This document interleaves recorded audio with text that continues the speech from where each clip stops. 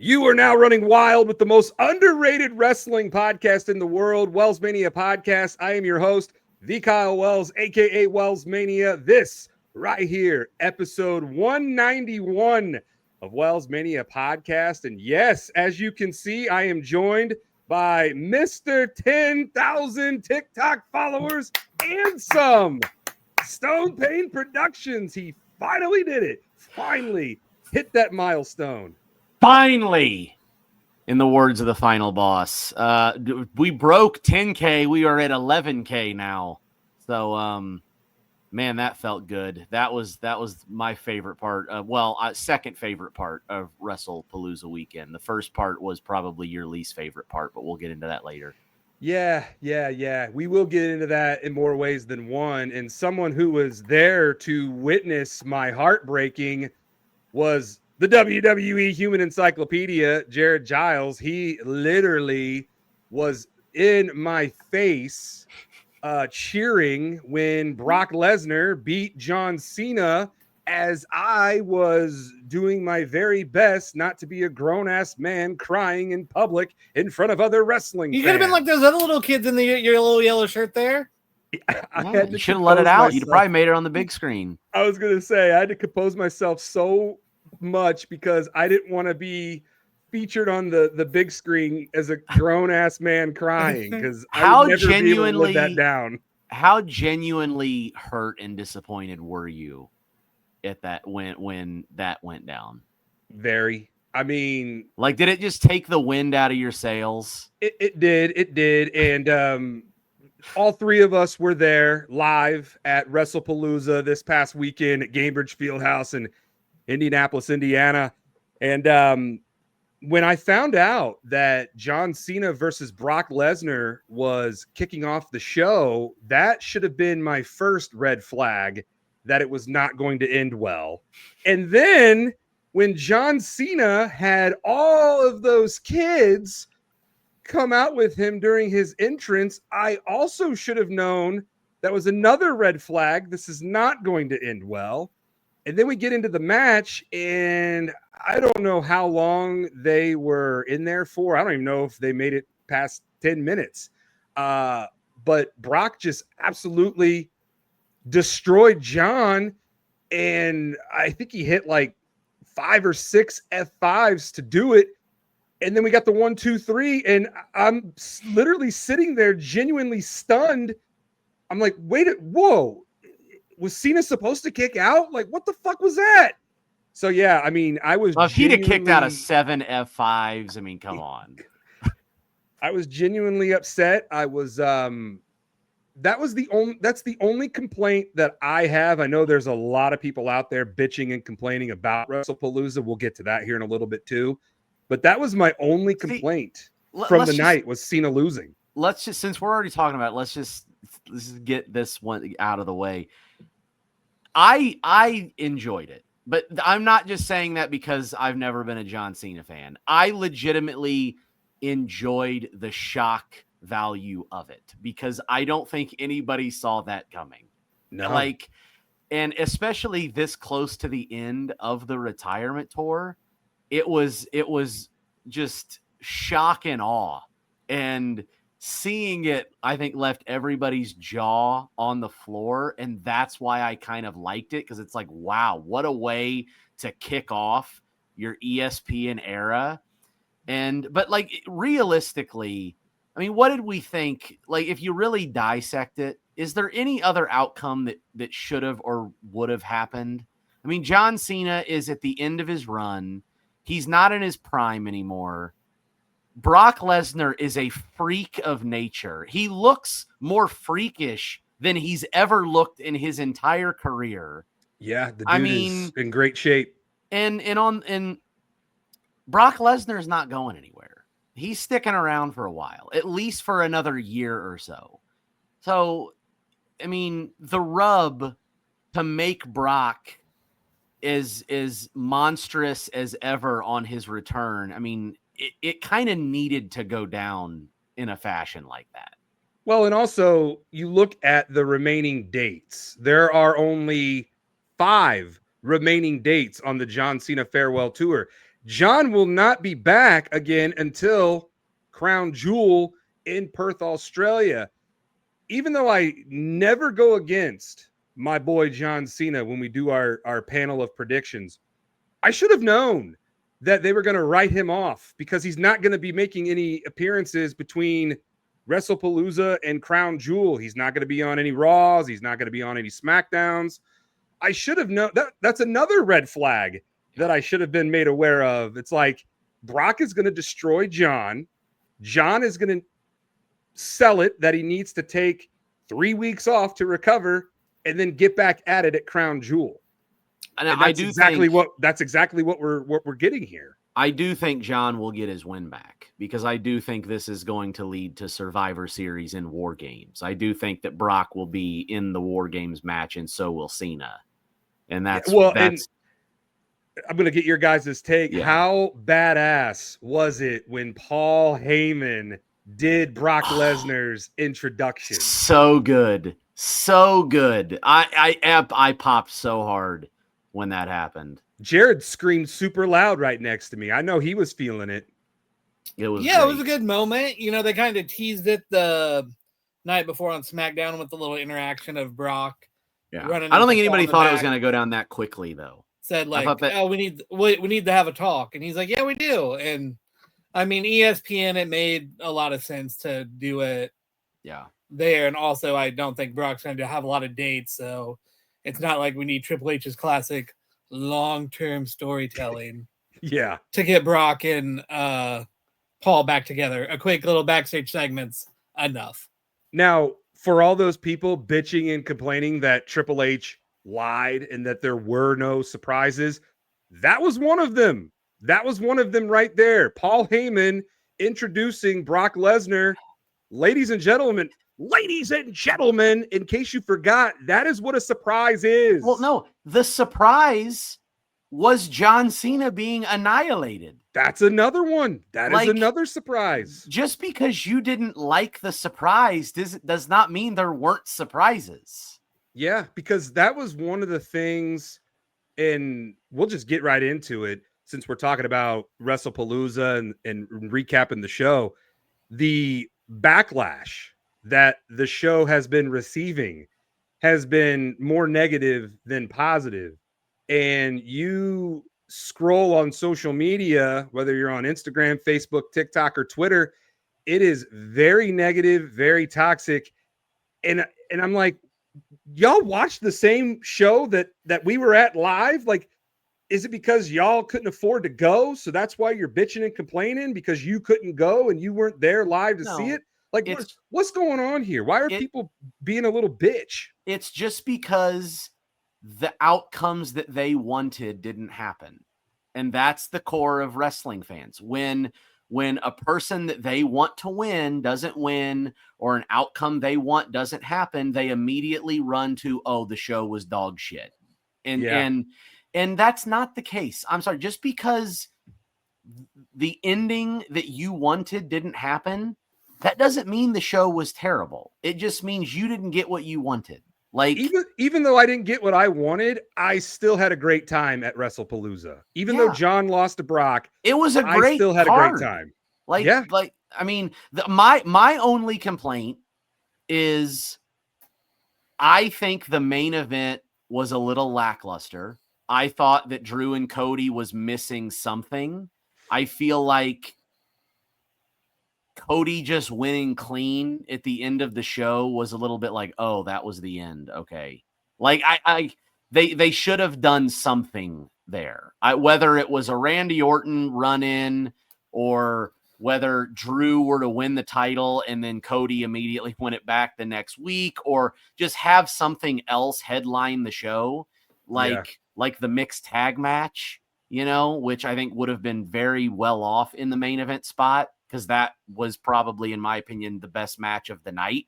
Like, that was the only complaint that I had, but that doesn't mean that the match was bad. I just think it was a little lackluster for being in the final spot, but I thought the show overall was a really good show. Yeah. Jared, what do you think about all the people bitching and complaining and going to social media and saying that Wrestlepalooza was a flop. Wrestlepalooza, more like Wrestlepalooza. What do you say to those people? I mean, everyone's entitled to their opinion. If it comes from a place of good faith, that's, one thing. There's a segment of the fan base that doesn't like anything WWE or TKO. Yes. Automatically. So that is automatically going to get shit on.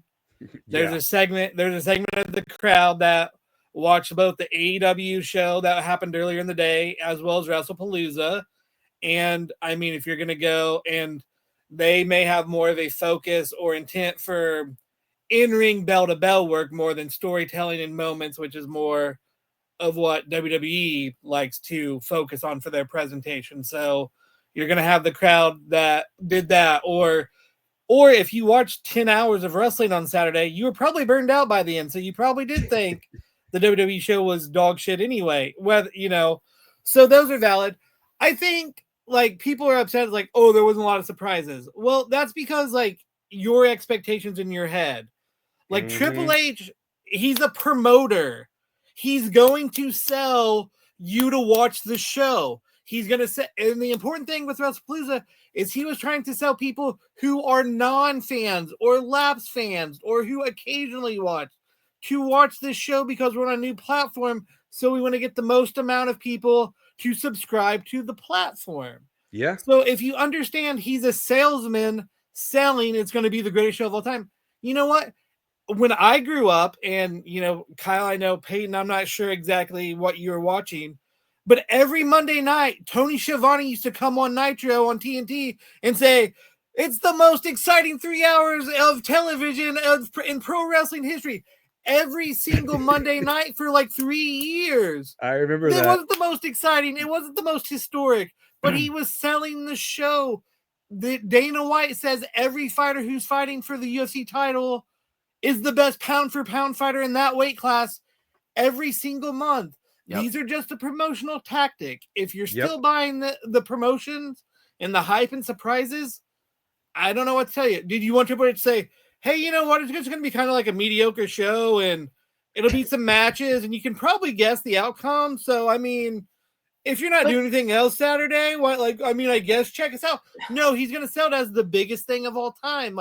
That's what a promoter does. They promote. Well, and what does Triple H always say? This is what's best for business. I mean, you're right, Jared. You nailed it. Go ahead, Payton. I was going to say, and this is you mentioned Triple H saying oh, you can probably guess the outcomes. Well, this is the hypocrisy of the IWC, and particularly the fans that I don't think are actual fans. They just like to bitch and complain. There's a lot of those. They want shock. They want surprise. They want things that they can't guess. But then when they get it, they bitch about it.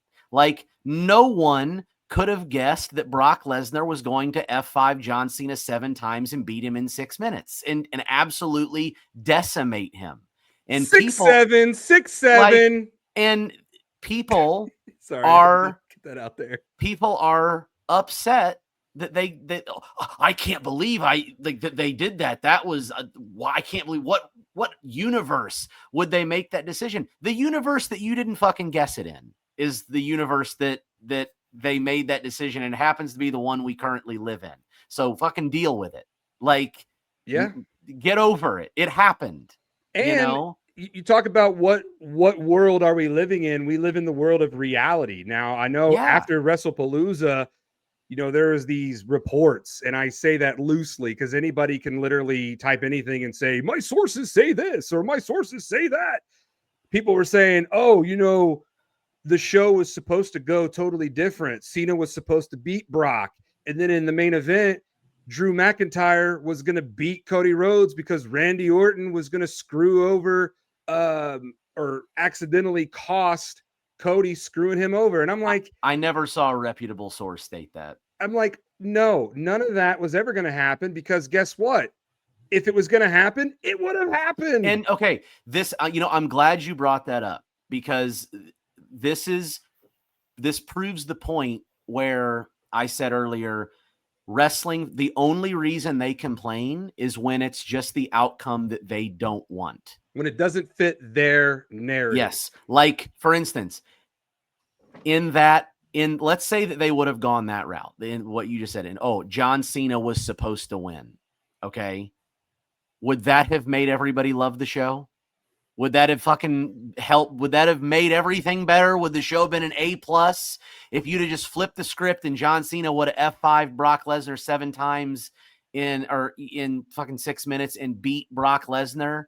Would that have made the show better and everybody been like, that was amazing? Like, I would have enjoyed that. No, you would have, and I would have hated it.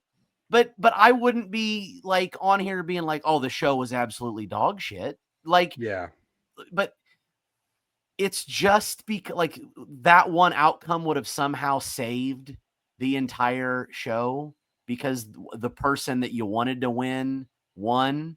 No, like, take a step back. And this is to end on this is, like you mentioned Nitro all those years ago. People sat and watched those shows and they lived with the decisions that were made because they couldn't go on and write a fucking blog on their Twitter account acting like they're the biggest wrestling historian of all time when really they're not. Yeah. You know, everybody thinks they're Dave Meltzer now for some reason. It was a different time back then when people were more in the moment. And, you know, I found myself when I was at Wrestlepalooza, there was a lot of times where I got lost in the moment of just being at a live show. And I've been trying to do that more because I don't want to be so consumed on my phone. And I was recording a lot of content, so it's kind of a double-edged sword sometimes.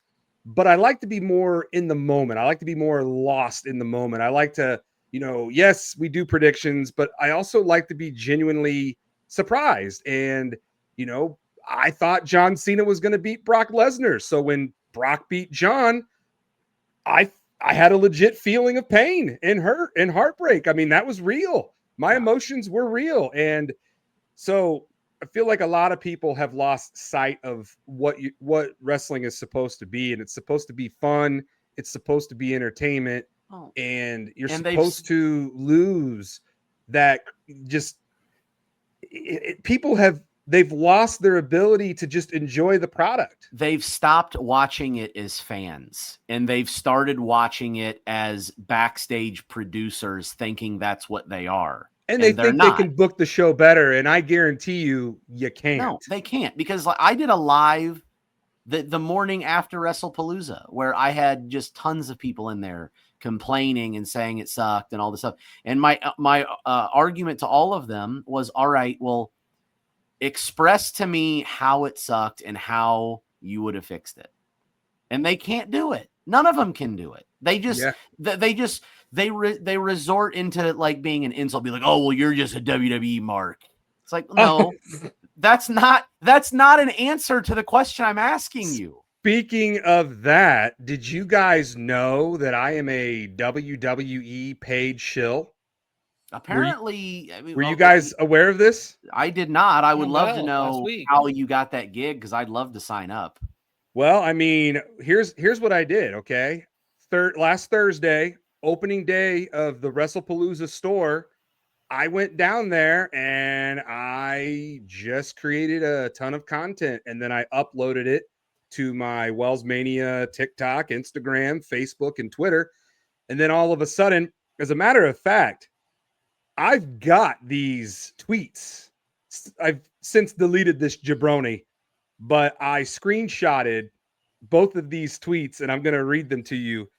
And I'm not going to give this Mark I'm not going to say what his Twitter handle is, because he's clearly not real, because he's hiding behind some picture of, I think that's Vince Russo. But anyways, he tweets. That explains it. Yeah, right. Could be Vince Russo for all I know, bro. But he quote tweets my picture of me posing in front of the Wrestlepalooza store. And he says, all I see over my timeline is some random Temu Braun Strowman influencer for WWE Wrestlepalooza store. A paid WWE bot shill. So, two things that I collect from that. I'm a Temu Braun Strowman influencer. This guy admits that I am indeed an influencer. So, thank you. And then he calls me a paid WWE bot shill, which I have never in my 39 years have ever been called that. I'm sure you wish you were. It'd be a great gig. Dude, if WWE paid me to go to their shows and if they paid me to be a influencer, yeah, I would take that gig in a heartbeat. For the record, I am not a WWE paid bot shill. I don't even know what the hell that word is. I had to look it up. I was like, what's a shill? I don't even know what that is. That is some neckbeard that's living in a basement somewhere. All right. Yeah. But then he wasn't done. He wasn't done. Great. So then he quote tweets my breaking news from Wrestlepalooza because since I was there on opening day, I got to see the shirt, the event card shirt that had the triple threat match of Tiffany Stratton, Jade Cargill, and Nia Jax. Now, that match was not yet announced, so I just took it upon myself to break the news that, hey, it looks like we're getting this women's WWE women's title triple threat match at Wrestlepalooza. He quote tweets my tweet saying, ESPN paid WWE $1 billion to spam X with this dog shit. Someone at WWE and ESPN thought this influencer would convince me to spend $800 at Wrestlepalooza store. Nobody gives AF about a 5'5" Temu Braun Strowman influencer. The WWE bots and marks are so weird and annoying. So now I have shrunk 5 inches. Apparently I'm now 5'5", fellas. Yeah. So that right there totally tells me one thing. I have officially made it as an influencer in this pro wrestling world. You know, you've made it when you really start getting hate, like real hate. You know what I mean? I love it. I find the message, some of the things that I've received in my DMs or like on my lives, I probably can't even say on here because it's that horrid, and it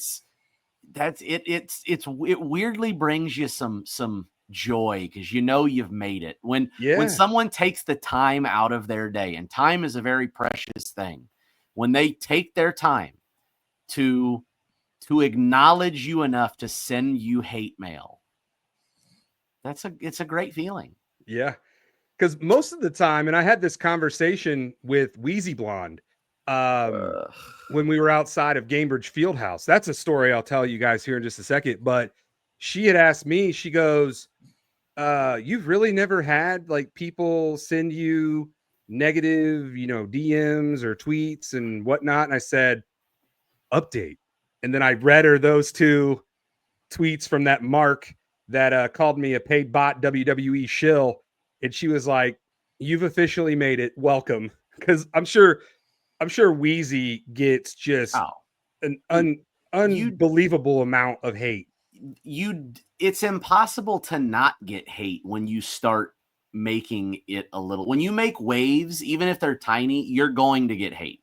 Because there's people out there that just are toxic trolls that have different opinions than you. And we know in this day and age, when you have a different opinion than somebody, most of the time they immediately go right for your jugular because they can't comprehend someone having a difference of opinion, or it's just flat out jealousy because they want to be able to do what you're doing and they can't. Right. So. Which, by the way, for the record, any of you out there watching this, you can do what I do. Anybody can do this. It's about dedicating yourself to being an entertainer and putting the content out there. I mean, it's taken me a very long time to get to where I'm at, and I'm not even where I want to be, but it is kind of cool that people do know who I am. They do come up to me and they ask for my picture. They like to talk to me.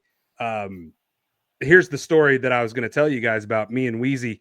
So we were outside waiting to get in for Palooza outside of Gamebridge Fieldhouse. Wheezy comes up to me and we start talking, and I thanked her for being on the pod. and I said, one of the most watched episodes in WellsMania podcast history. So thank you very much. And she's so down to earth. I mean, she's such a laid back person, and she's very just real, and we had a really good conversation. And then all of a sudden people started coming up to us, and I thought, oh, well, all these people are, just going to come up to Wheezy Blonde, just like Eric Bischoff. I only came over here to see her. But that wasn't the case. I lost track. I'm not trying to like brag or anything.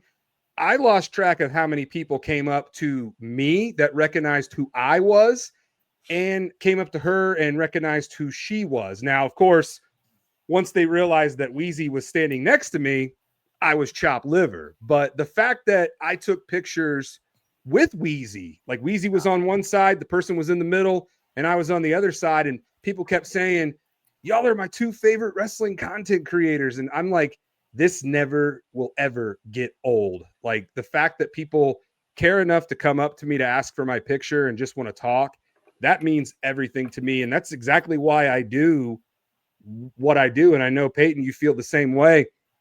Jared, you'll eventually get there once you start posting more content on your WWE Human Encyclopedia TikTok, which you should all be following. But yeah, it's a surreal feeling. It's a humbling feeling. It's a really cool feeling. And it definitely got me very excited for the Wrestlepalooza show. And of course, that was all deflated when John Cena lost to Brock Lesnar. But yeah, so shout out to everybody who came up to me and asked for a picture, not just outside the field house, but inside the field house too. Noemi, shout out to Noemi. She came up. We finally got to meet. She's been a big supporter on the WellsMania TikTok. So it was really cool seeing her. And then in the concourse, Payton and the 5-foot giant, Chris Engel, who, by the way, partied a little too hard. So that's why he's not on this episode of WellsMania Podcast. He was excessively celebrating Brock Lesnar beating John Cena. So that's why he's not here, in case you were all wondering, where's the 5-foot giant? We'll just leave it at that. And then the Colts beat the Titans, and then don't even bother coming on this episode, Chris. But yeah, shout out to everybody, man. Jessica Flick was the one who came up wearing the most underrated t-shirt. And I know Payton and Chris were just like, oh my God, this is going straight to WellsMania's head. She's cool. Jessica, you are cool. And I appreciate you wearing my merch at the WWE show. That I wasn't even wearing my own shirt that night. I was actually wearing this one, the John Cena Wrestlepalooza gold shirt. So, yeah, just a lot of you out there. Shout out. If I missed you, I apologize. But anybody who came up to me, thank you. All right. Thank you, Stone Payne Productions and WWE Human Encyclopedia, Jared Giles, for allowing me to go on that little shout out rant. But to tie up Wrestlepalooza, we got a final grade from WWE's partner, ESPN. So they posted an article. They broke down each match on the card. And fellas, not good from ESPN. Here is the overall summary. WWE Wrestlepalooza's final grade. They gave it a C, as in Cena. No, as in average. I saw a lot of C's in my math class. I love a C. I was very thrilled to get a C in my math class. So here, I'm going to get your guys' take on this. I'm going to read this paragraph to you. The excellent Vaquer versus Sky match saved this show from being truly average. It was a phenomenal display inside the squared circle. Everything else was either underwhelming, the short Cody Rhodes-Drew McIntyre match, or a setup for a future match, Lesnar dominating Cena. For a card that promised to have epic moments, it fell a little short of expectations. Jared, what do you take away from ESPN grading Wrestlepalooza a C? Well, first I want to say a lot of people found out Monday ESPN reviews pay-per-views. they've actually done this for a while now. This, like, Saturday was not the first time they have reviewed a wrestling show. Obviously, a little more context with them now being on ESPN. But Andreas Hale, I believe is how you pronounce his name. He's been covering them. He watches a lot of professional wrestling. He watched the AEW show beforehand. He has reviewed and has a lot of wrestling opinions. He's done a short story, produced a thing with Big E. So he is in the wrestling world. So I have no problem with his review. That's how he personally felt. Again, he had mentioned about expectations, and it fell below his expectations. That's fair. You know, how realistic were his expectations? Were he expecting The Rock and who knows what else? Maybe, maybe not. But I mean, I have no problem with his opinion because I feel like he came from a legitimate place. A lot of people apparently learned for the first time about journalism. That what a concept. That just because you partner with someone now I know it doesn't happen a lot, but like you don't have to bend the knee and kiss up to all of your partners. You can have legitimate journalistic reviews and things like that. So I just felt like, hey, Andreas, as a wrestling fan who's a paid reporter, watched the show and gave his opinion. He seemed to have a very fair and balanced opinion in my take. He gave praise to Io and Stephanie for having a phenomenal match. That was his favorite match. He gave it props in the end. He didn't say it was dog shit, and he didn't say it was the greatest show I've ever seen. He said, it was, if it had one really good match in his opinion, and everything else was kind of just there, so it was average for him. I have no problem with the C, personally. Is that what you are grading Wrestlepalooza? I probably would give it a B personally. I liked the AJ Lee. I like the mixed tag match a little better than the Io Stephanie match, and that was more because admittedly, I'm a gigantic AJ mark. AJ Lee was a huge mark back 10 years ago when she was running strong. I'm still a mark for her. So, and I like more of the story and a lot of the Gaga stuff they do more than technical bell to bell. So that's why I'd rate it. I didn't mind the Cody Drew match. I mean, it could have been longer. They could have done a little more, but I thought it told the story they were going for in the match. So I'd probably go B personally, but I have no problem with a C. What about you, Payton? What would you grade Wrestlepalooza? I would agree. I would give it a B. I think a C is a little low, and that's just my personal opinion. Just like the guy who wrote that article, that was not the opinion of ESPN, the company. That was the opinion of one man that works in ESPN, and I think a lot of people are forgetting that. Yeah. Because a lot of people don't read into that. Yeah, they just see ESPN and they freak out. It's that one individual's opinion. And I think that if that was his opinion, it was okay. And, he's not wrong in certain parts. I think that there were parts like the main event, like I said earlier, that did feel a little underwhelming. And then there were other parts that I thought really delivered, like the Io and Vicaire match. I thought him not mentioning the mixed tag match is a little odd, I thought, because I thought that was the best thing on the entire show. And then Brock and Cena, it seems like is not leading to another match. It looks like that was a one and done. I still think that they're both going to be in War Games together. So I think that's where you'll have whatever payoff and the revenge of John Cena happens in War Games. I don't think you're going to get another 1v1 match, because if you were, I think you'd be getting it at Crown Jewel. Yeah. I think the biggest thing that people need to take away from not only his review, but just when you're reviewing shows in general, just because one thing happens does not, like I said earlier, it doesn't mean the whole show sucks. Yeah. It's like, and I feel like that's a problem in the entertainment world in general now, is how many times I hear like someone goes to see a movie and they're like, oh my God, that movie fucking sucked. And I'm like, well, why did it suck? And they were like, well, this one thing happened.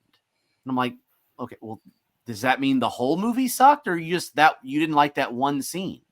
It's like, well, like, people they grade things horribly nowadays instead of just watching it as fans. It's like, not everything is going to be perfect all the way through. Nothing ever has been. And nothing ever will be. And nothing ever will be. And there are 24 hours in a day. A lot of people say that their day was ruined just because of one 5-minute interaction with whatever, and then they let that ruin their entire day.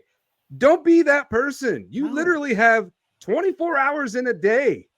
Like, remember, ladies and gentlemen. Yeah. Well, like, and also, don't let the day get away from you. Don't be like, I had a bad day today because of one 10-minute interaction where I almost got hit in the parking lot at a grocery store.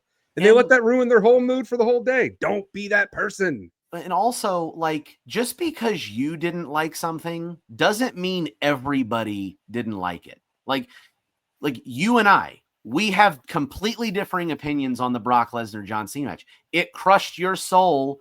It made me feel absolutely euphoric. Yeah. So, like, but you're not going to come at me and be like, you're a fucking idiot for liking it. And I'm not going to go to you and be like, you're an idiot for not liking it. People can like and dislike things. And coexist. Don't bash people or spread a narrative being like, it fucking sucks just because you didn't like it personally. Yeah, and you don't see me giving Wrestlepalooza an F because John lost to Brock in that fashion. As a matter of fact, I agree with both of you. I give Wrestlepalooza a B. I thought it was a very fun show.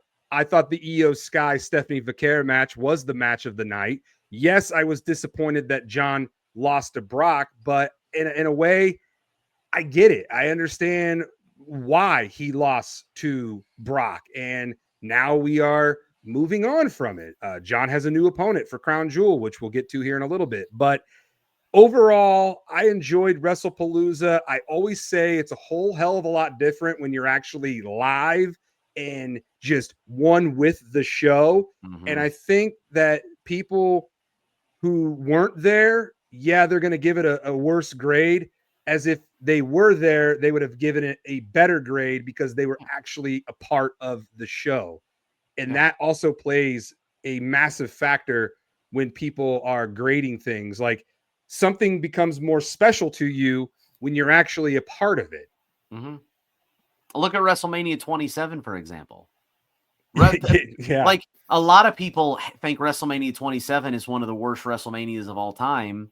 You and I don't think that, but you and I were both there in Atlanta. And so was Jared. Yeah, Jared was there too. So like to me, that was my first ever WrestleMania. I could never hate that WrestleMania. It holds a very special place in my heart. But some people are like, it was the worst WrestleMania of all time. And I'm like, well, clearly you haven't seen WrestleMania 11. Right. Exactly. But yeah, no, I think, to each their own. It is what it is. But guess what? That was the first WWE PLE on ESPN. We have a whole hell of a lot more coming. So don't let one reporter's C grade ruin this partnership.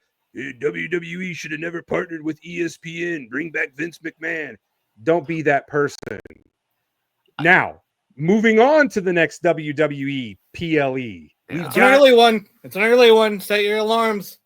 I was just about to say, Jared has already coined this breakfast with WWE, because live from Perth, Australia at 8 a.m. our time here, Eastern time, it's going to be WWE Crown Jewel.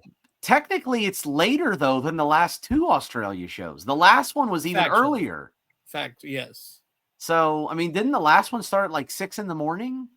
It was early because we were all at JCat. I don't know. We did an all-night. We did an all. Payton, you and I, we did an all-nighter at JCat, so I don't remember what time it started. To be honest with you, I'm pretty sure I rolled in there right before 6-ish. I think, it was like 5:30, 5:36. I mean, we were there We were there for hours beforehand, so I have no idea what time that show started. Actually, I'm excited though. I'm excited for, you know me, I love an early WWE PLE start time. I really love an 8 a.m. because I get up every morning at 6 o'clock and I go to work. So it's not going to be any different than me. I still wake up even on the weekends because my body is just so used to getting up early. So we've got 2 official matches for the WWE Crown Jewel card. We've got Cody Rhodes versus Seth Rollins, where the winner of that match will get the Crown Jewel championship ring that Cody Rhodes already has. I love that Cody flashed it and talked about it on this past Monday night on Raw. And then I love that Seth came out and showed the WrestleMania 40 watch. It's the little details like that that really get you hyped for this match. So I think the build for Cody versus Seth, it's gold. We're already off and running. Another thing that I'm seeing people on social media bitch and complain about is there's no build. There's no build for John Cena and AJ Styles.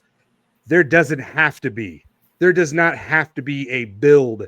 This is all about nostalgia. If you have not picked up yet on the John Cena farewell tour, it's about nostalgia. It's about John Cena going up against former opponents, which there was already build. So the build in the story has already been told.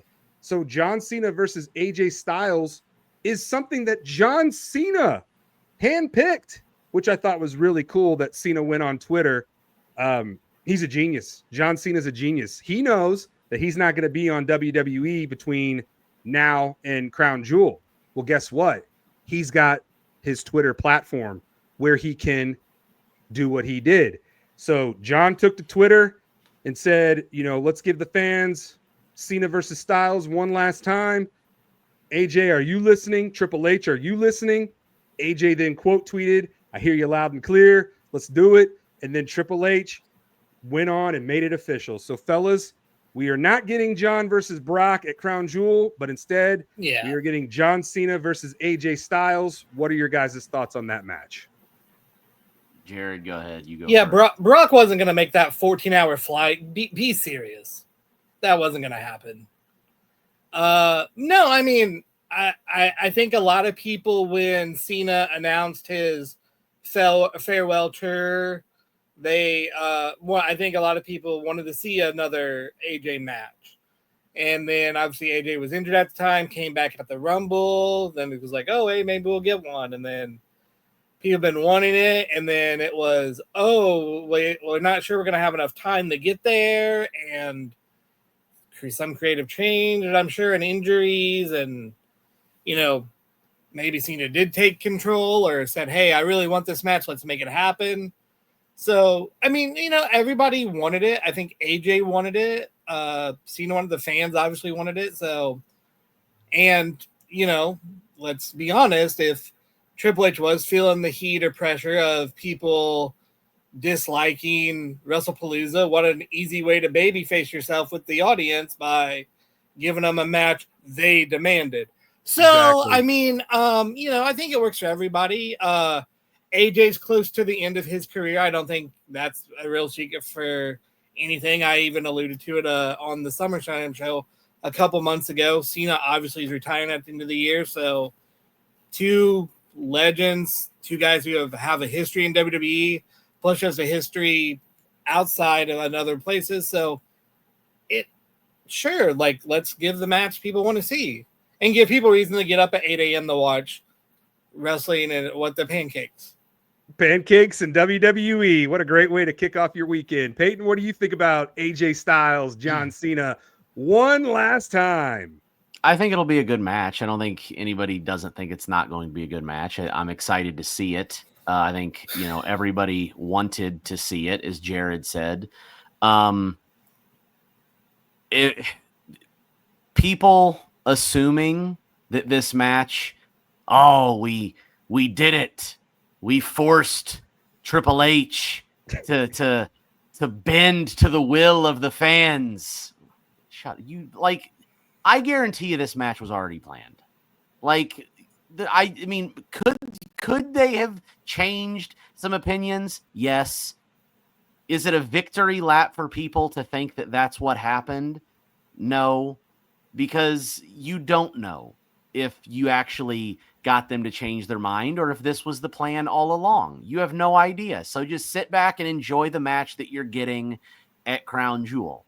And enjoy it, because the moment the match is over, they're going to go back to bitching again, because that's what they do. They're going to go back and they're going to be like, Crown Jewel was lackluster. Oh my God, I can't believe that John Cena and AJ Styles opened the show. How disrespectful. It should have main evented. The show sucked. Like, it's that's what's going to happen. So I will never, ever understand people who don't like something, but they watch it, even though they already have made it loud and clear that they don't like it. Yeah. And then they just watch it to literally bitch and complain and hate and shit all over it. I will never, ever understand people who operate and live their life like that. How is that fun to hate watch something? I know misery loves company, but man, some people take misery to a whole other level. And you don't see me shitting and bashing all over AEW.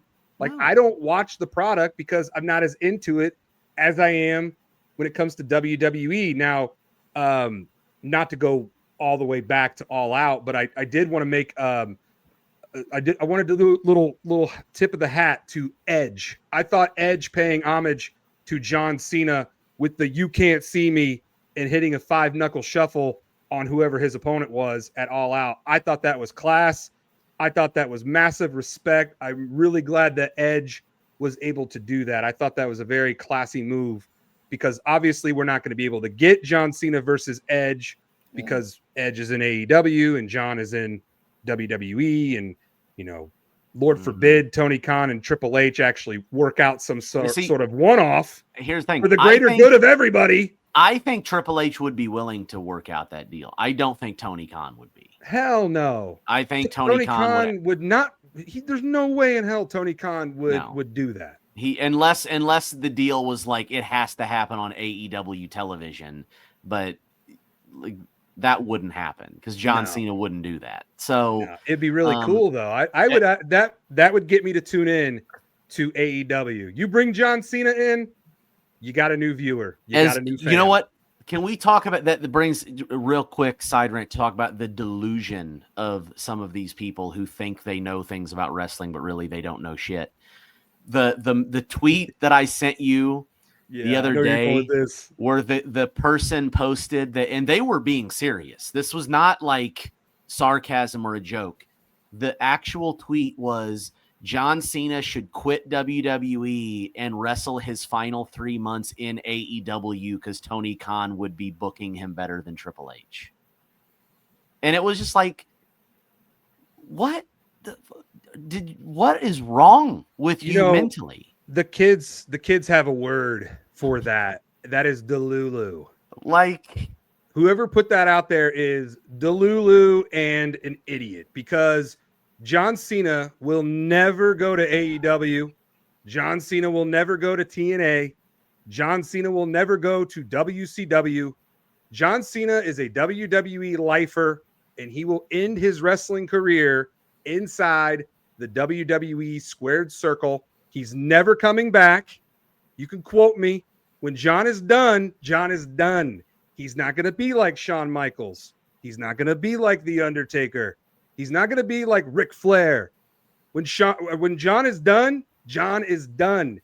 He is in a class, in a league of his own. Because if John did come back, this whole 2025 John Cena farewell tour was for nothing. And John would lose a lot of respect and loyalty and hustle. I went reverse order there, but yeah. But I get where you're coming from, Payton. There are a lot of delusional fans out there, and it just blows my mind, man. You never know what, just when you think you've seen it all on social media, some jabroni puts out a take where you're just like, this can't be real. There's no way in hell that this person really believes that this would happen. Yeah. But Jared, did you watch All Out? I haven't. I've seen parts of it. I haven't had the chance to watch all of it yet. But because it was like 15 hours. Is it true that Jungle Boy came back and got back with the yes. Jack Perry came back. After he turned heel, and then last year he joined the Elite and the Young Bucks specifically, and they kind of cast him at. They kind of left when the Death Rider storyline started. They came back. They came back and tried to curry favor with the Death Riders, and then kind of left Jungle Boy in the lurch. Jungle Boy got his revenge on them on Saturday at All Out, and when they were about to beat him down, he had a gigantic smile on his face. He revived the Kill Switch, and then brought back Luchasaurus, and then they hugged, and then they got a big pop when Tarzan Boy played again in the arena. So it was a nice kind of lore callback moment for those day one AEW fans, because Jurassic Express was one of the most over acts when AEW started, and really helped carry them during the pandemic. Oh, trust me, I am well aware, because my phone was going off Saturday, and people were asking me, "You're at AEW?" And I'm like, "The fuck are you talking about?" No, I'm getting ready for Wrestlepalooza. And then I found out that Tarzan Boy was playing, and then of course everybody who knows I am the OG who came out to Tarzan Boy. Mega Mondo's entrance music was that before Jungle Boy and Jurassic Express.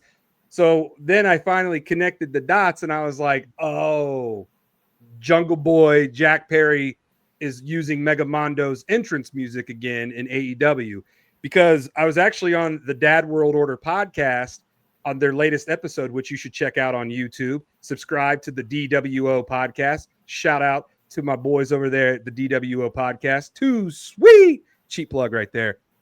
They had me on their pod, and they were going to talk to me about AEW, and Jared was actually very excited because he's like, oh, I can't wait to hear your AEW takes, because I have gone on my podcast and I'm publicly known to tell everyone that I do not watch AEW like that. So I have no idea about their storylines. I know some of the wrestlers that are in AEW because a lot of them came from WWE. I get that.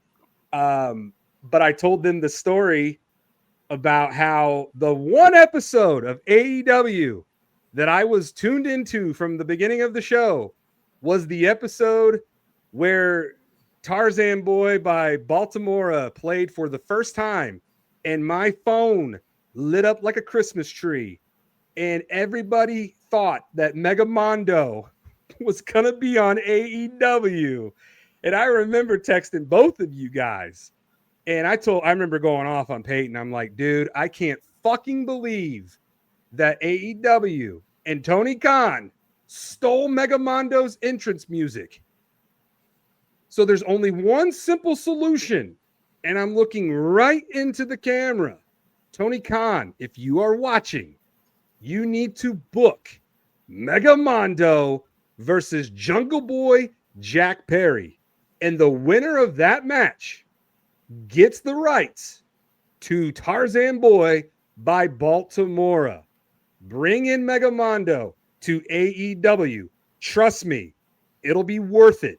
Mega Mondo is one of the most over wrestlers in Indiana. He's one of the most over wrestlers on the local independent scene. So you bring out Mega Mondo versus Jungle Boy, and you're going to get one of the highest rated matches in AEW history. Book it. And that is too damn mega. All right, enough about me putting myself over. Although that would be badass. What would you putting yourself over? That happens all the time. Yeah, no. Legitimately. What would you guys do if you saw Mega Mondo versus Jack Perry, Jungle Boy Jack Perry, in AEW? I'd pull up the text that says, "I will never." You can quote me. You can screenshot this. I will never go to an AEW show, and I'd be like, "Well, guess who's a fucking liar? Kyle Wells." Oh no! Technically, it's Megamondo at the AEW show. It's Megamondo. I didn't know Megamondo had a bank account to cash the check. Okay, he does. I guess he has a tax attorney. So we gotta banana leaves, man. They'll take you far in this world. Also, I'd rather see Mondo versus Luchasaurus. I mean, Gorilla versus Dinosaur. Dude, I would be honored. I would love to share the ring. Because let's be fair. Luchasaurus. All right, Jungle Jackoff is he's no real threat. No, I would crush him. I would crush him in a matter of a minute. So it'd be over, man. I'm picturing the scene out of King Kong where he fights the T-Rex and he's like on its back, like choking it out, You know what, Payton? You've got wrestle with this. We should reach out and see what Luchasaurus's booking fee is and try to bring him into WWT. I'm sure it'd be possible. And Ed Gonzalez, I know you're a big fan of WellsMania Podcast. Squared Circle Expo 6 next year in Indianapolis, Indiana. I am going to go ahead and declare myself to be a participant in the Rumble. If you bring in Luchasaurus, I think that would be a really cool moment in the Rumble. Megamondo and Luchasaurus stare down. So are you declaring you're in the Rumble no matter what, or only if Luchasaurus is also booked? Because we need to clarify, tickets go on sale next Friday, so we need to be clear on this. If Ed can book me for the Rumble, I will go ahead and declare right here, right now, that Megamondo will be a participant in the Squared Circle Expo 6 Rumble. Regardless if Luchasaurus shows up or if little Jungle Jackoff shows up, Megamondo will be there for the 6th year in a row. So let's go. All right. Somebody find me Luchasaurus's booking fee. Let's get back. You didn't think you'd get this amount of AEW talk on this episode of WellsMania Podcast. Roach is loving it. It's the first episode he's listened to the whole thing. Big Poppy's like, oh my God, usually I've turned the TV off by now. Let's get back to Crown Jewel, fellas. The poster has been revealed. I'm just going to mention everybody who's on it, and I just want to get your guys' reaction to the Crown Jewel poster. Front and center, no surprise, John Cena. But let's start at the top. Roman Reigns, Cody Rhodes, Seth Rollins, Drew McIntyre, Jade Cargill, Rhea Ripley, and Tiffany Stratton. By the way, Payton texted me a picture. You were there at Monday Night Raw. I was in second row. Down in Evansville, Indiana. And I saw your picture. I saw your video. You were perving a dish, bro. You were squints in the sandlot looking at Wendy Peppercorn. Hey, and you know what? Those asshole security guards wouldn't let me jump the barricade to help mommy when she clearly needed it at the end of the show. Dude, she turned into Smurfette. She looked Smurfette. Yeah, she looked like the chick from Wicked playing the Wicked Witch of the West. Dude, that was one of the worst mists I've ever seen. Best, I think. Oh, best? Worst in the best way. Well, yeah. One of the worst looking, but one of the best giving. There we go. But fellas, the poster. What is this? Does this tell you anything? Because people are speculating. Obviously, we already know that Cody versus Seth is booked. We already know that John versus AJ Styles is booked. We did find out that Stephanie Vaquer will take on the winner of the triple threat match that was originally projected for Wrestlepalooza. We will find out who wins that match this Friday on SmackDown. Any early predictions? I'm going to guess Jade Cargill finally wins the title. Ooh. Dude, I'm right there with you. Okay. I am right there with you. The fact that we could possibly get Stephanie Vaquer versus Jade Cargill at Crown Jewel That's a big fucking match right See, there. I think Tiffany retains. I think they want Tiffany versus Stephanie. Still, that's a big match too. I mean, the women's division is in a really good place, especially with Stephanie becoming the new women's world champion. I thought that was just absolutely incredible. I've been really high on La Primera. I've been tweeting out there saying strap the rocket on her and send her to the moon. She's hella over. She has the look. She's great in the ring. She definitely got the look. I don't think anybody's questioning that. Remember the girl that we saw at Kilroy's after Yeah. Palooza? She Yeah. was cosplayed as Stephanie Vaquer. I thought that was shout out to who you are and your friend. She started following me on TikTok, and she was like, I didn't know I was in the presence of wrestling royalty giving you my chair. And I was like, no. I'm just a guy. I'm just the guy. Okay. But yeah, you think it's going to be Tiffany versus Stephanie, and Jared and I think it's going to be Stephanie versus Jade. Mm-hmm. But what about Roman? What's Roman Reigns going to do at Crown Jewel? Braun Breaker. Dude. Braun Breaker's waiting. I don't think they give us that match in Perth. What else would it be? Who else would he be coming back for? He's already wrestled Bronson Reed. I mean, next are they just gonna? I don't think they're gonna redo. Yeah, I mean, I don't think they're gonna redo the SummerSlam tag match, but with Jimmy instead of Jay. So the only match is Braun Breaker. I just don't see it. That's a big fucking match, right there. I mean, you're talking about, okay, if this is the card that we are getting for Crown Jewel, Cena, AJ, crowd loves it. Stephanie Vaquer versus Tiffany or Jade, the crowd's going to love it. Cody versus Seth, the crowd already loves that rivalry. You mean to tell me we could potentially get Roman Reigns versus Braun Breaker at Crown Jewel? That match is it's a dream match. I'm genuinely curious, like what else would you have him do? I assume it'll be some sort of 6-man or tag or something with. I don't know who the third person would be, but I see Roman maybe more just coming back to help the Usos and them get on the same page, because they've got there's tension between the brothers, and that he's got to unite them before War Games. Is what I think is the story. So if he just comes, I mean, he could, and that's a big match. I just don't think. I don't know if they're going to give that big of a match on what would be technically considered maybe more of a B show. Yeah, but the way I would look at it is like, you can have that match again later down the road when Braun Breaker is legitimately a main event level guy. And I'm not saying he's not main event level now, but he's still in the early stages of building his career. So it could easily be a story years from now where it was like, you remember the last time we had that first match, when I fucking dog walked you, Braun, and then Braun Breaker would be like, I'm a different Braun Breaker now. Yeah, well, I think Roman, didn't he say he was done after his latest contract, so he's only got like a year and a half left, or they something along those lines. He says that till that. It only depends on how Street Fighter does. If he does well in Street Fighter, he's gonna final boss it and get out of town.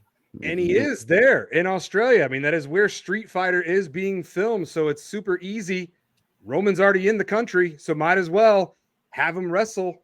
That's why they're promoting him, because he'll literally already be there. So I like that, Payton.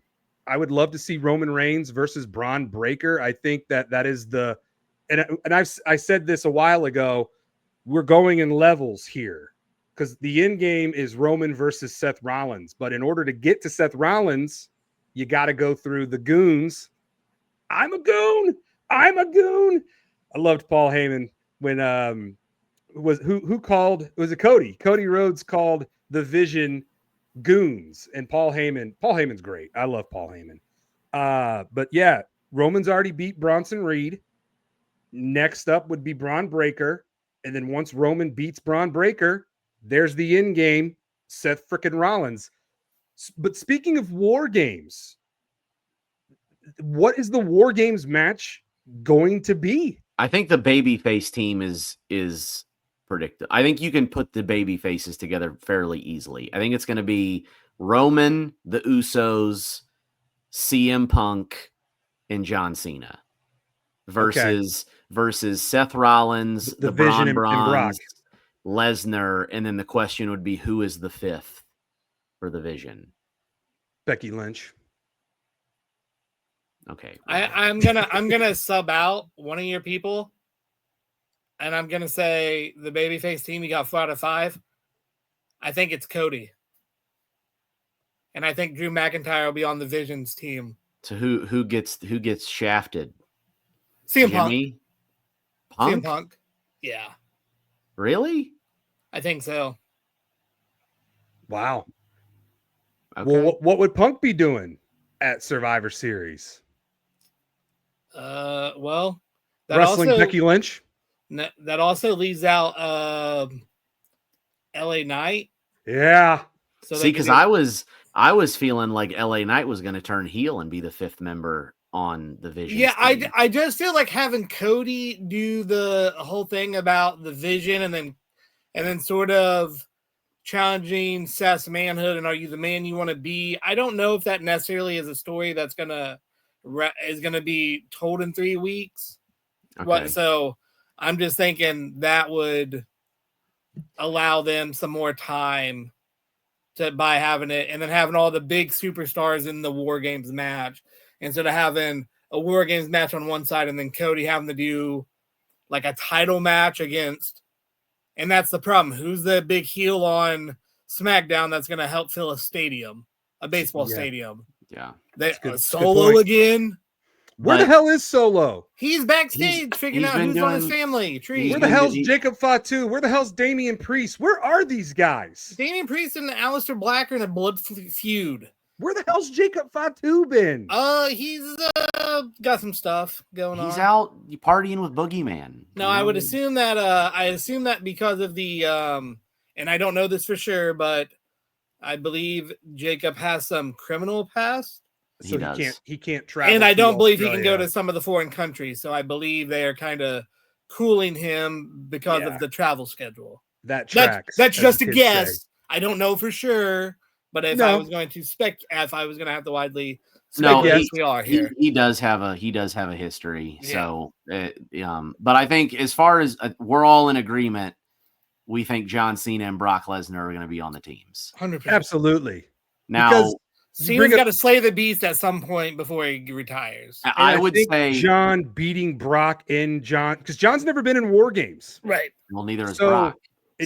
Brock's never been in War Games either. So you could have John Cena in his first and last War Games match beat Brock Lesnar because he's got help. He's got the Avengers of baby faces. And this is why I just throwing this out there because I've been thinking it.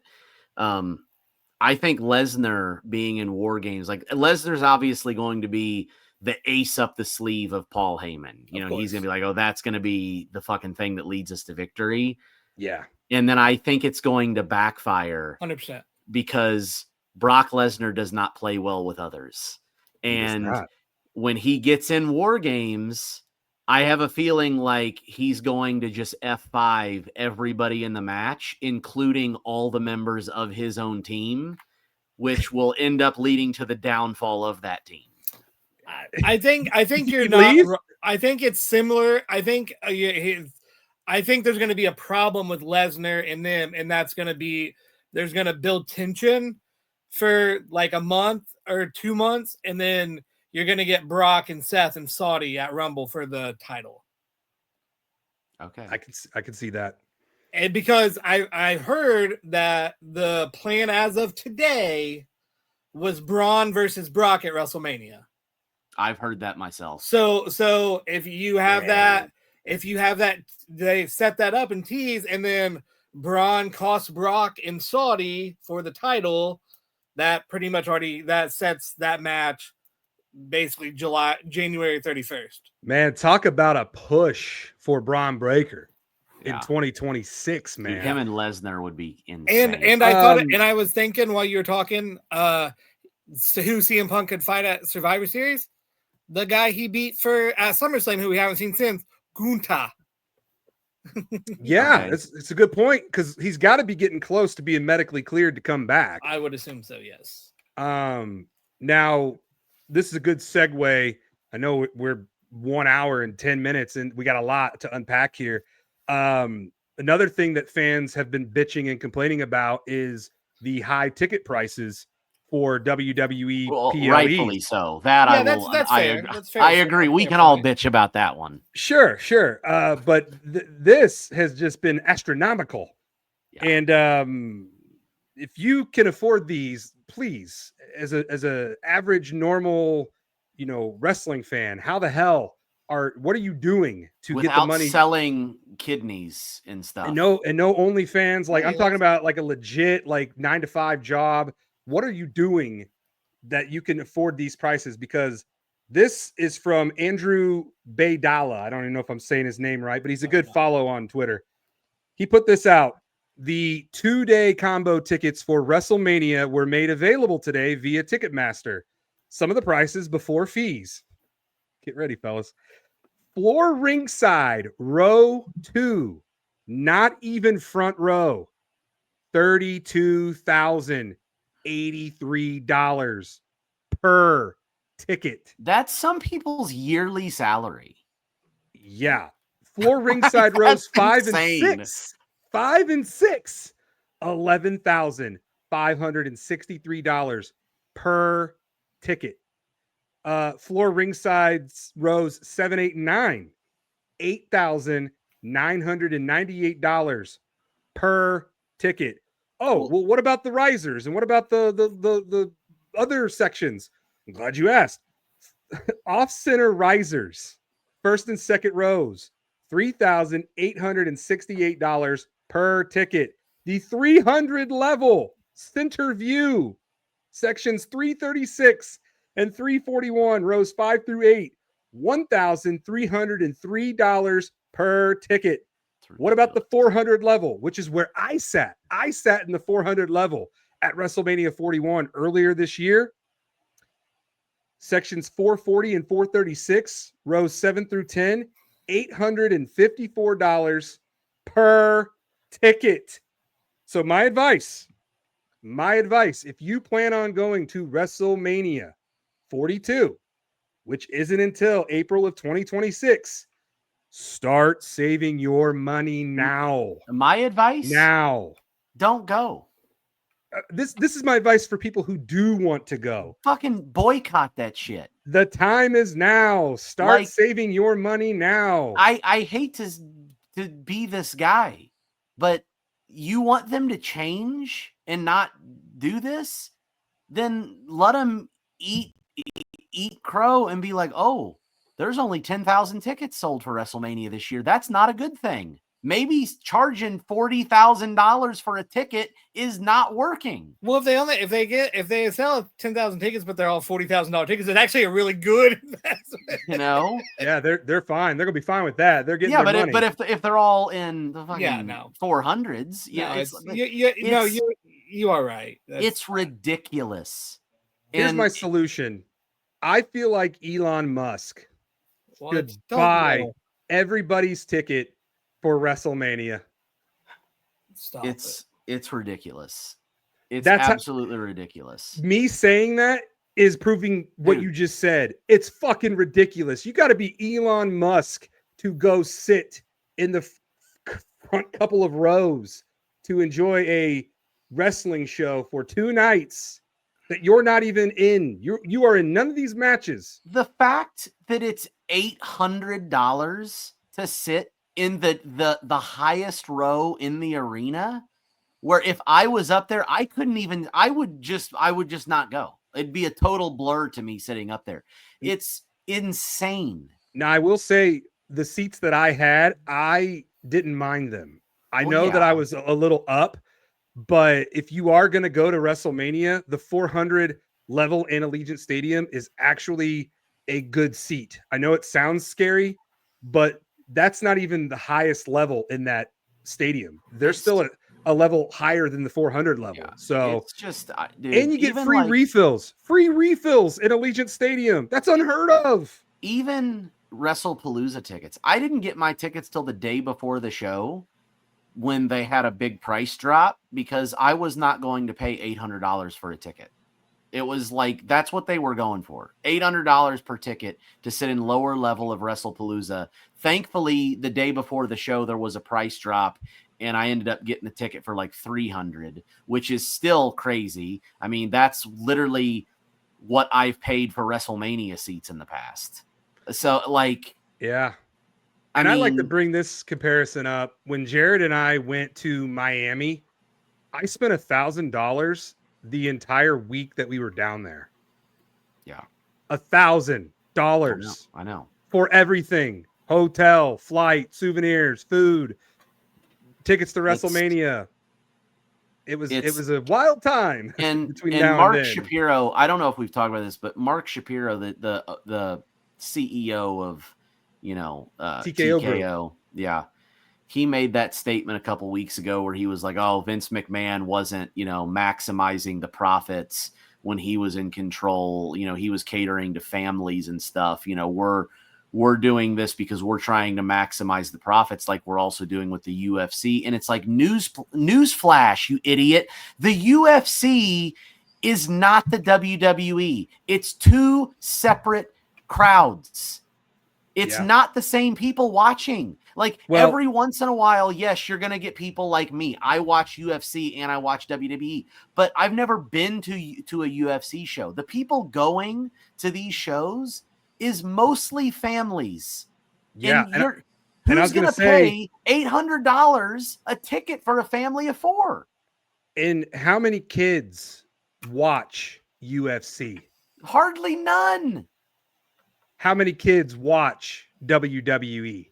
Fucking millions. Yeah. And the fact that I'm sure Triple H and some other WWE execs have had that conversation with old Mark Shapiro. You cannot compare UFC to WWE. No. It's two totally different demographics. And if Mark Shapiro thinks, well, look at all the success that we've had with UFC, I bet we can get away with that with WWE. You're in for a rude awakening, pal. And you got to stick. If it ain't broke, don't fix it. I know Vince McMahon is a very polarizing person, but he was damn good when he was running WWE. There's a reason why From WWE... a business standpoint, yes, he was very good. Yeah, there's a reason why WWE is still around and WCW isn't. And it's because of the way that Vince ran things. And you take away Vince... This you want to talk about like people, turning on Triple H. We've got people demanding Vince McMahon comes back. Well, those people are crazy. And I don't think those people y'all can't make up your mind. Do you like Vince? Do you not like Vince? Do you like Triple H? Do you not like Triple H? Those are the same people. And those are the same people that, I'm a massive Star Wars fan. Those are the same people that are like, oh, we want George Lucas to come back and make Star Wars, but then those are the same people that said that the prequels were the worst things ever made and ran George Lucas out of Star Wars to begin with. It's the same concept from people. Yeah. I don't want Vince McMahon anywhere near creative ever again in the WWE. He lost his, that was fucking awful. Let's forget the years of 2018 through 2020 ever even happened. They were terrible. As far as business goes, Vince knew how to run the company from a business standpoint.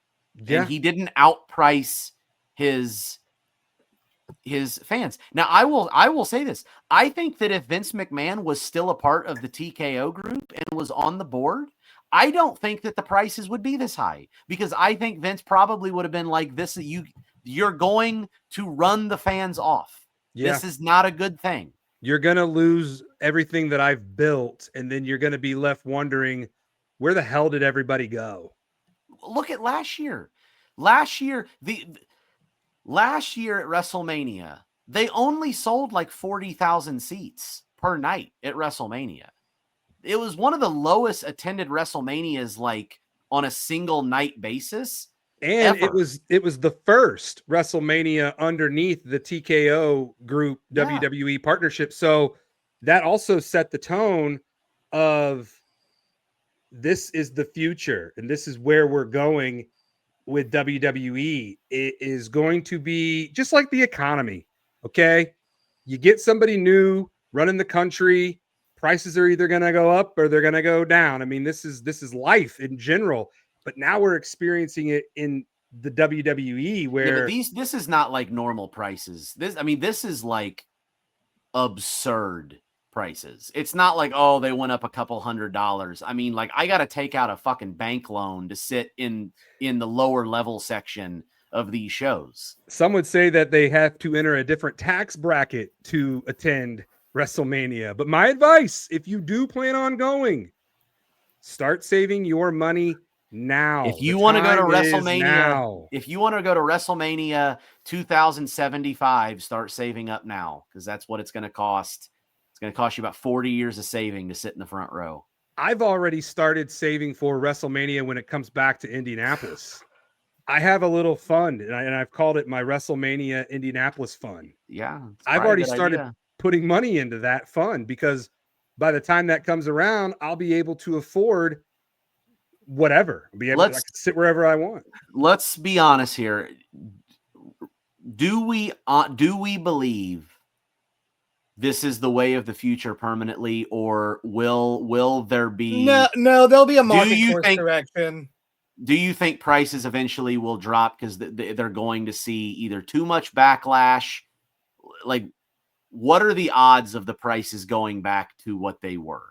I don't know if they'll go back. I mean, or at least being reasonable. Reasonable, yes. I mean, to go back to what they were, I guess it depends. That depends on how old you are as a fan. Because I remember buying tickets for like $15 for. Well, I mean, like what they were is what they were is in the sense of like I can go sit in the lower bowl of WrestleMania for like $350.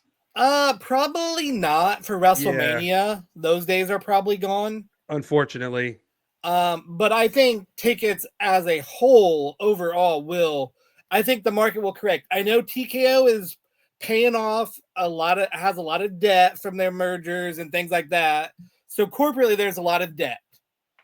So they're trying to get back to it. They're also bowing to shareholders, which is a whole different thing that was different in the aspect of that Vince was the largest, the McMahon family was the largest shareholder, so they'd cut a small dividend, but that's whole business thing. We don't need to get into the business finance. Weren't you a shareholder, Jared? Yes. So. For WWE for a long time, and then I haven't been for a few years, and especially under the TKO, I haven't bought back in yet. But eventually, also like the business is really hot right now. Eventually, it's going to cool off, and it's probably going to cool off if you look at it relatively soon.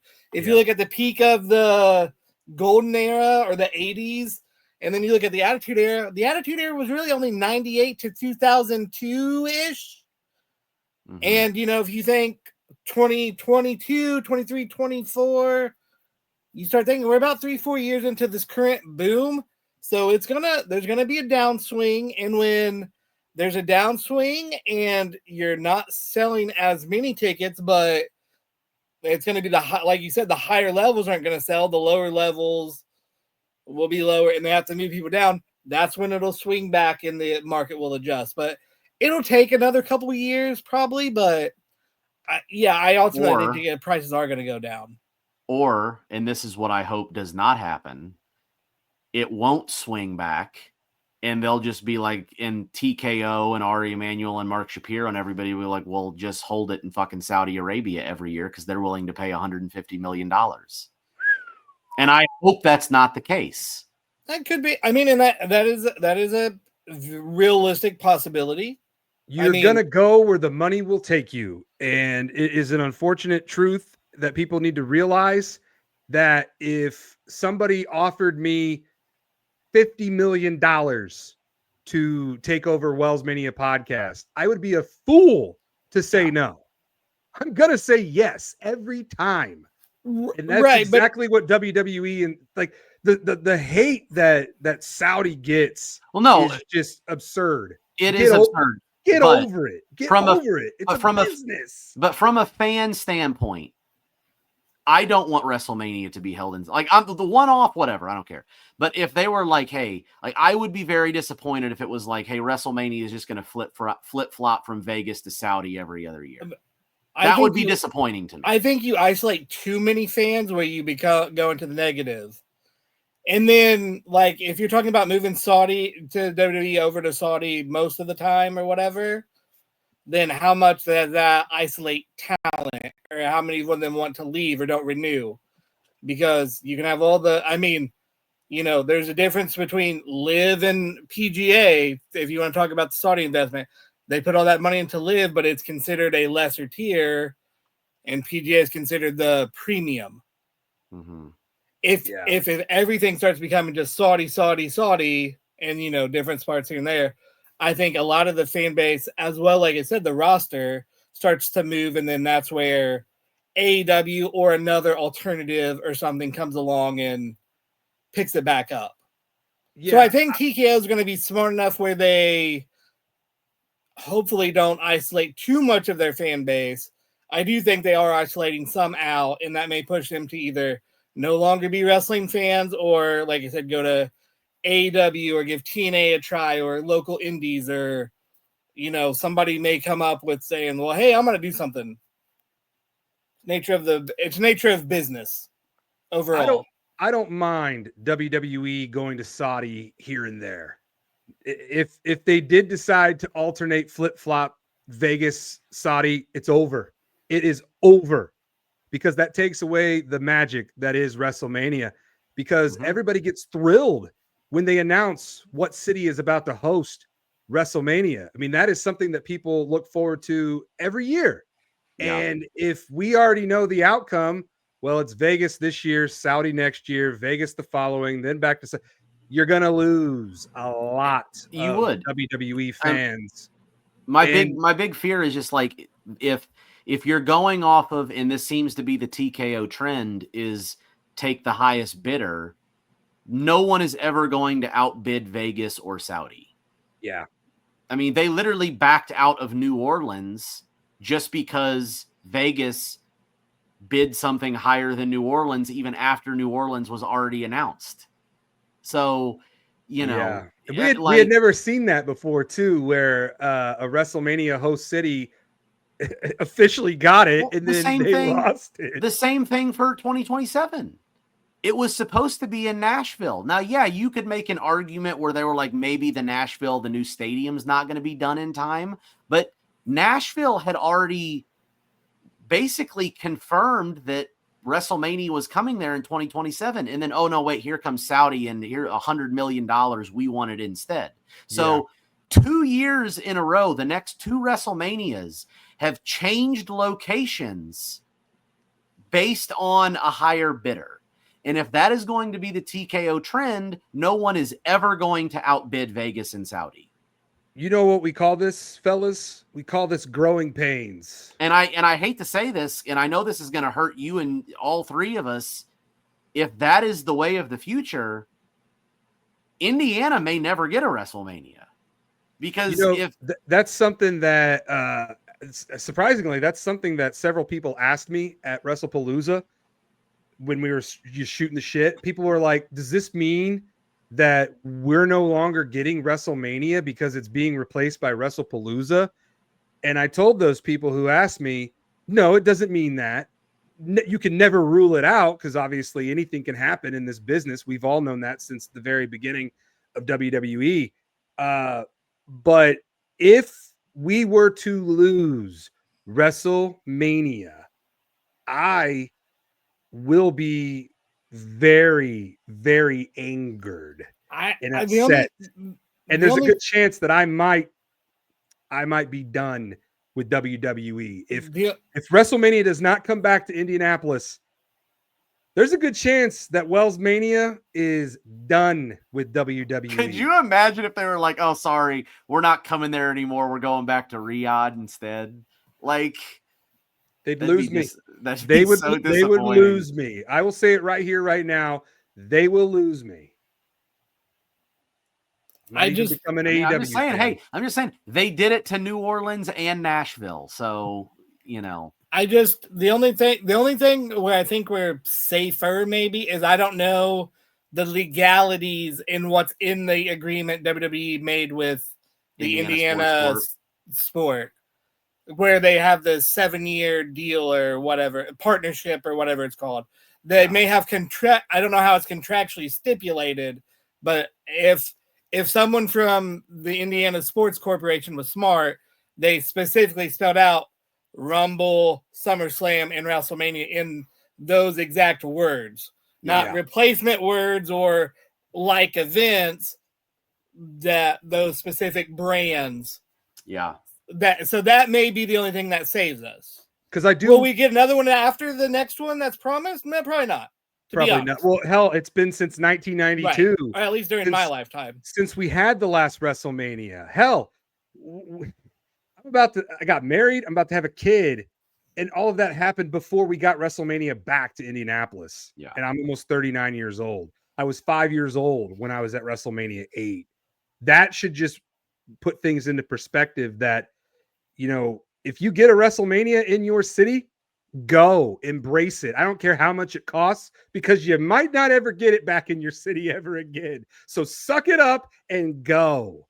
Yeah. But fellas, I know we're over the 1.5 hour mark. There was one more thing that I wanted to get to that's kind of a hot topic, and that is the PWI 500. Do you guys care? Do you guys care about this list when it comes out? I didn't think so.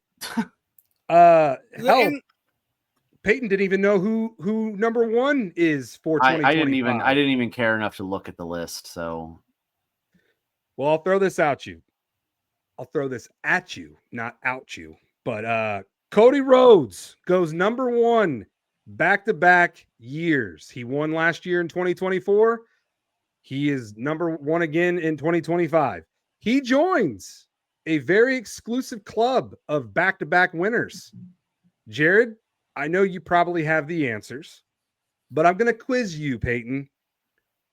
Who are the other three wrestlers that have gone back-to-back being number one as the best wrestler in the world for that year? Can you name the other three? Gotta first, for me to answer this question, you got to tell me, how long has this list been around? This list has been around since 1991. Okay. So I can go back. Well, I'm going to say John Cena is one of them. John Cena is one of them. He went back-to-back 2006 and 2007. He's also a 3-time winner of this. 2013, he was also number one. I'm going to say Stone Cold's another one. Oh, hell yeah. Stone Cold Steve Austin went back-to-back 1998 and 1999. Real quick, I was on ESPN this past weekend at Wrestlepalooza. Shout out to Katie Feeney. She got me on the ESPN TikTok and social medias doing my impression of Stone Cold Steve Austin. And that's the bottom line, because Stone Cold said so. Give me a hell yeah. That's pretty good. Well, I was looking for a hell yeah from either one of you. But anyways, okay. Yes. I just wanted to get that cheap plug because I thought that was really cool that I was on ESPN. But anyways, who's the last one? You're doing really good, Payton. He's in the frame of this episode. He's in the is it Bret Hart? Yeah, it is Bret the Hitman Hart. I thought Bret Hart. You probably could have got there, but I figured I'd try to help you. Well, I was really good clue, Jared. I was thinking, because when you said 91, I'm like, okay, it wouldn't be Hogan then, because Hogan's golden years were before that, and I don't think they would give NWO Hogan that spot. And so then I was also thinking, well, could it be The Rock, like maybe 2000, 2001? But Bret Hart makes sense. Bret Hart, 93 and 94. And speaking of The Rock, he has never been number one. Really? Never. That's shocking. Even in like 2000? Their criteria is a little wonky. So he always got sort of cut jobbed by the criteria. What is the criteria? It's It's a achievement in wrestling, so title wins, tournaments, things like that. In-ring ability, impact, like cultural impact. I don't remember how it's called, but they've got some term for that. Well, I feel like The Rock would knock off all of these. What I don't understand how this would hurt him. Well, if you go 2000, they went Triple H because Triple H and Rock switched the title, but kept switching the title back and forth. And Triple H won the Mania main event, so he gets the rub there.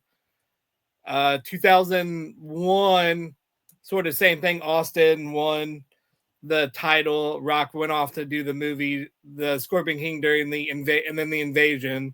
So he was the WCW champion, but that's not WWF champion. That's why Kurt Angle won that year. Oh, and it's true. It's damn true. And then 2002, he was only there for half the year, if that. So that was actually Rob Van Dam, which is RVD. An interesting choice. You guys want to play a fun game here? Guess the year, and I'll tell you who, or ask the year, and I'll tell you who the winner was. Or do you want me to run through this whole list? Let's not do that. Let's let us guess. Okay, so here's what we'll do. I will say the year, and Jared and Payton, whoever yells the answer out first gets a point. Okay. Well, he'll probably win, but okay. You might do okay. 2011. Edge? No. Not Edge. No, because Edge. No. I actually saw this yesterday. It's somebody that would never get Miz. The Miz. Number one. WrestleMania 27, Payton. That should have been all over that one. That's why I True. I guess if I'm going off the criteria. Yeah, gotta go off the criteria. This one's tough. 2017. AJ Styles. Not AJ Styles. It's a good guess though. Okada. Oh, okay. I had to say, I know 17, 18, 19, he would all be there. So I knew I had to figure out which year he won. How about 2004? Benoit. Oh, redacted. Chris Benoit or redacted. I accept both answers. Funny fact here. I tweeted out all of the winners. And because I have a blue verified check mark, I can exceed the character limit. However, it says see more. So then that way you have to click the see more. It cut off at 2004. Coincidence? I think not. I thought that was very eerie. So if you go look at my tweet and you scroll down until I ran out of the 150 character limits, it says 2004 Chris. See more. That's funny. So it's like, what are you trying to tell me here? This one surprised me. 1997. Oh, I know who it is. I won't say it because I actually have a DVD compilation that's called the 1997 Wrestler of the Year. Dude, when I was typing out this list on my Twitter, this name blew my mind. Is it Psycho Sid? No, not Psycho Sid. Here, I'll give you a clue. WCW. Not a main eventer. I'm gonna go ahead and give you that one. Not a main eventer. If you guess main eventers, you're gonna be here all day. It's not a main eventer. How low on the card we talking? He was at Squared Circle Expo 5, and unfortunately, his line was never really that long. But he's arguably one of the greatest technical wrestlers of all time. Low to mid card. He was not. Yeah, he had a lot of holds. Who is it? He was a member of the Four Horsemen. Oh, is it? Well, like Tully Blanchard? Not Tully Blanchard. He has more than Arn. More than 999 holds. Well, it ain't fucking Flair, so it's the other one. Dean Malenko. Yeah. Dean Malenko. I was like, the Iceman. Wow. I have a DVD compilation in my room, and it's called the 97 Wrestler of the Year, and it's all his matches from 1997 or that are in the criteria. That is shocking. That is very shocking that Malenko was top of the list. I mean, Malenko's a great wrestler, but top of the list. That's I mean, you think of 1997, that's during the Attitude Era. And you're telling me Dean Malenko, who never, ever, ever gets mentioned as one of the top guys during the Monday Night War, ever. Yeah. He was number one in 1997, which is crazy. Very crazy. That one right there, that one surprised me the most. I mean, other names on the list, you got, Randy Orton, Batista, Shawn Michaels. Here's one. This will be the last one. 1992. Sting. Yeah. Stinger. WCW. Prime Sting right there. Surfer Sting. But yeah, if you guys want to see the full list, it's on my WellsMania Twitter and Facebook. I took the time during my lunch break today to make it super easy for you all just to run down the list there. Yeah, it is always a hot topic when the PWI 500 comes out, because it also not only do all the big names in WWE and AEW and New Japan get recognized, but also independent wrestlers get the rub too. So it's always cool to see what independent wrestlers make the PWI. There wasn't as much shadiness this year, which disappointed me, because usually there's one or two people that get real mad on the indies where they're ranked, and then they start burying other people, and that's what I look forward to. But we didn't have that this year. We had, it's so nice to be recognized and blah blah blah. And I was like, oh man, I need you to bury, like, if you're like 400, I need you to bury like 393. Yeah, like, this guy can't work. He's never drawn a dime. I need more of that. I don't need everybody getting along. You want to know who 501 is? It's hard to say. Mega Mondo. I think Stone Payne would have something to say about that. You want to know why? There is no 501. So I could claim that Mega Mondo would be 501 on the PWI. Speaking of Mega Mondo and Stone Payne, what's going on? What's with this influencer tournament? Who's winning? Okay, so Payton and I both. I guess you and I are going to have to kickstart this round because our opponents are apparently some cowards and don't. Well, I'm giving you a chance here on this podcast to start it. Yeah, so my opponent is King Coley, and he's put out some solid material, and the dude has like every championship belt that you can think of, but the one championship belt that he will never get is the Snaps and Straps promo championship title, because I am going to beat him to advance to the final four. So King Coley, you better embrace and cherish all the other fake titles that you never won in a match, whereas I have actually won 2 heavyweight titles in my professional wrestling career, and I'm about to win 3 when I beat Payton in the championship. Well, let's get there first. As far as my opponent goes, I'm going to be straight up honest with you. I don't know about this fucking clown to even say anything about him. So, he ain't going to beat me. He doesn't have what it takes to beat me. So I'm curious now who your opponent is. I do have. It's Turnbuckle Topics. Whoever. Is that the puppet guy or no? I don't know. There's a puppet guy. There was a guy on Twitter there for a while. It might have been Turnbuckle Teddy, but he had a little. I wish he was my opponent. That's who you're thinking of. Turnbuckle Teddy. Yeah, that Mark. Mark. Okay, so this is the Elite 8 for the Snaps and Straps content creator. Is this like a 7-month tournament? What's going on? Are we the Elite 8? How are we still the Elite 8? It's a long tournament. I didn't know anything about this until Payton brought it to my attention, and I thought, oh, that's a really cool concept, having, wrestling content creators go at one another and do videos, and very smart of Snaps and Straps to have this concept, because they're the winner in all of this, because it's getting them more exposure, and it's brilliant. It's genius. I also came up with an idea for WellsMania Podcast and pitched it last week, and you both agreed to it, doing a wrestling content creator PLE card where Wheezy Blonde is going to take on Santi. That's one of the matches. I'm guessing you and I is the main event. Dude, you and I have to be. Or we're a tag team versus two other schmucks. You and I versus Sean Ross Sapp and a partner of his choosing. I think that would be a cool tag team match.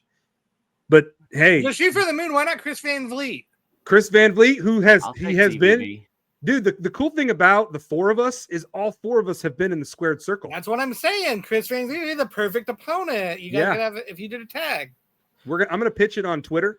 Actually, here's what better yet. I'm gonna clip this right here. Sean Ross Sapp, Chris Van Vliet. There's a lot of initials between you two. You're gonna get beat by Stone Payne and WellsMania at the first ever content creator PLE event, name to be determined later. Do you accept this challenge? Both of you follow me. Both of you know who I am. I've had great conversations with both of you. Hell, Sean Ross Sapp, I just whooped your ass in fantasy football a couple of weeks ago. Yeah, that's right. I'm in a wrestling content creator fantasy football league where there is a championship title that I have actually right underneath me. It ain't going to anybody but me. Just like the Snaps and Straps Content Creator Championship. So, CVV, SRS, what do you guys say? YES? Yes? Let's go. I guess as far as the Snaps and Straps go, I guess we're going to have to kickstart it. So when are you putting your promo out? I've been thinking about that because obviously I was very busy last weekend running wild at Wrestlepalooza. The fact that I pulled off the upset beating the Macho-verse, and the only reason why I think I beat the Macho-verse is because he's going to be filming for the Macho Man biopic by Kenan Thompson. That's a real thing, by the way. And I have already tweeted at Kenan Thompson, I would love to play the Huckster. I would love to be the Huckster, get Macho-verse to be the Nacho Man.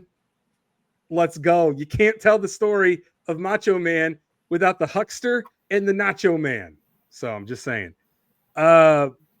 Maybe this weekend, Payton, I might throw out the first shot towards King Coley, because on my side of the bracket, we've got WellsMania versus King Coley.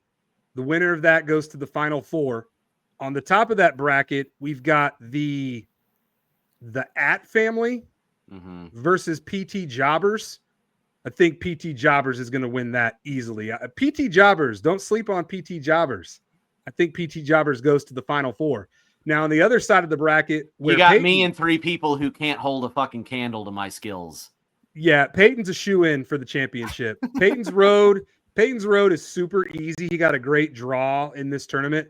He's going up against Turnbuckle Topics, and then the winner of Johnny Mayhem, which I love Johnny. Johnny's doing good things out here on TikTok. Johnny, we love you. Johnny Mayhem be a Mayhem squash match if you're against me. Is going up against JLD, Just Laying Down, which is what he's going to do when Johnny pins him. It's going to be Stone Payne Productions versus Johnny Mayhem to go to the championship, where Stone Payne Productions will beat Johnny Mayhem. And then on the other side of the bracket, WellsMania, after beating King Coley, is going to take down PT Jobbers. And we are going to get ourselves in the first championship for the Snaps and Straps Content Creator Championship. Stone Payne Productions versus WellsMania. It doesn't get much better than that. And that is a promo in itself, damn it. You can clip that to send it for the Snaps and Snap people to use for their hype You're and the rest of the right. tournament. This might be my opening promo to I don't get know, this. Man. I still think you got. Elite Eight rolling. I still think you got to rap. I think you got to bust out the mic. This is true. This is you got to something turn that hat sideways, and this is something that I have been brainstorming, because King Coley loves to throw out some bars. But what King Coley doesn't know is that WellsMania, once upon a time, 2007, 2008, went through my basic thugonomics era, put out my debut rap album, which was a success, by the way. Just saying, no one hated it. Everybody loved it. So, I mean, I'll dust off the mic. I'll find some. Make sure the mic's turned on. The mic is turned on. Mic check. 1 2 1 2.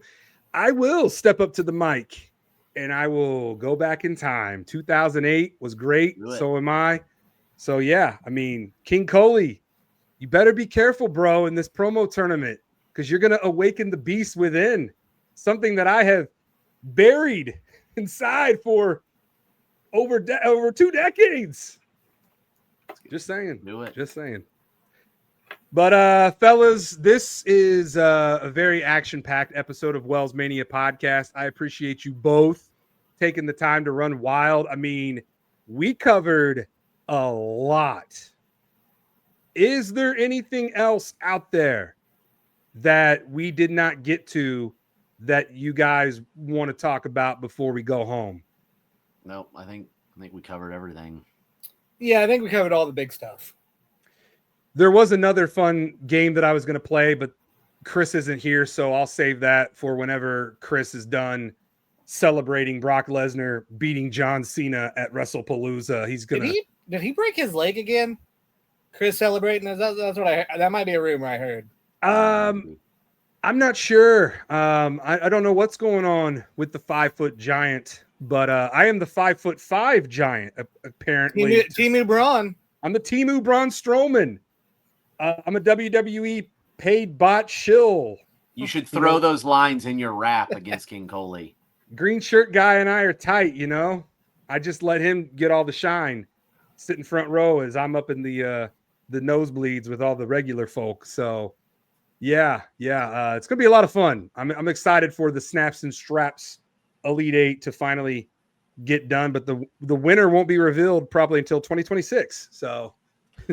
Patience, ladies and gentlemen. That's fine, because it'll be me. So, spoiler alert. In the words of Paul Heyman.